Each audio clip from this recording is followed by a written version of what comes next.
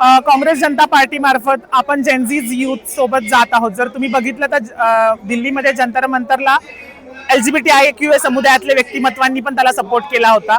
तर ह्याच कॉक्रोच जनता पार्टी मार्फत आपण प्रत्येक एका घटकाला घेऊन अशी मुवमेंट केली पाहिजे आणि त्याच्यामध्ये जर ज्वलंत उदाहरण असेल तर आत्ताचं ते म्हणजे ट्रान्सजेंडर बिल। तर ह्या ट्रान्सजेंडर बिलला घेऊन सुद्धा आपण काही करू शकतो का, हे मला अभिजितला आव्हान आहे, कारण की सध्या अभिजितचं सगळेजण ऐकत आहेत।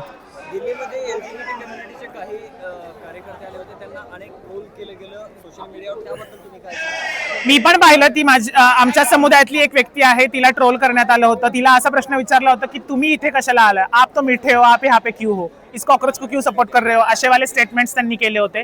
पण तीही त्यांच्याच मित्रमैत्रिणींना सपोर्ट करायला आली होती। आणि मला असं म्हणायचं की ट्रोल करणारी लोक ट्रोल करत राहतात, पण सगळं विसरणार नाही, लढत राहणार आणि आमचं अस्तित्व दाखवणार। नमस्कार, माझं नाव प्रीतेश संजीवनी चंद्रमणी कांबळे आहे। लोक मला प्रीती कांबळे या नावाने पण ओळखतात। पुण्यामध्ये मी एक संस्थापिका, लेखिका आणि ऍक्टिव्हिस्ट म्हणून कार्य करते LGBTIQ समुदायासाठी।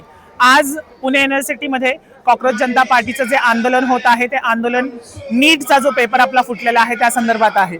पण ह्या आंदोलनामध्ये मी कशाला आली असेल हा तुम्हाला प्रश्न पडला असेल। तर ह्या आंदोलनामध्ये मी आली आहे कारण की ज्या काही 20 ते 22 लाख विद्यार्थ्यांनी ही नीटची एक्झाम दिली होती, त्याच्यामध्ये छोट्या स्वरूपात का ना होईना पण आमचा समुदायही होता, ज्याला आपण हिडन सेक्शुअलिटी म्हणतो, ज्याच्यामध्ये काही लेस्बियन्स, काही गे, काही बायसेक्शुअल विद्यार्थी पण होते।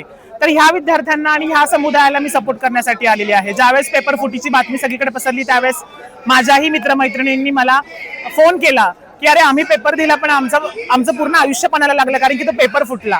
तर मी अभिजित दिपकेनी जे काही मुवमेंट चालू केली आहे त्या मुवमेंटला मी सपोर्ट करते आणि मी माझ्या समुदायाला म्हणून त्यासाठी इथे रिप्रेझेंट करायला आलेली आहे की अशा छुप्या लैंगिकतांना का होईना पण शिक्षणाचा अधिकार द्या। कारण की आज समाजामध्ये आम्ही साडीवरती आलो आहोत म्हणून आम्हाला आजही दुर्लक्षितच केलं जातंय, पण आमच्या विद्यार्थ्यांना दुर्लक्षित करू नका, त्यांना शिक्षणाचा अधिकार आहे, त्यांना जगण्याचा अधिकार आहे। म्हणून आज ह्या मुवमेंटसाठी मी इथे आली आहे। धन्यवाद।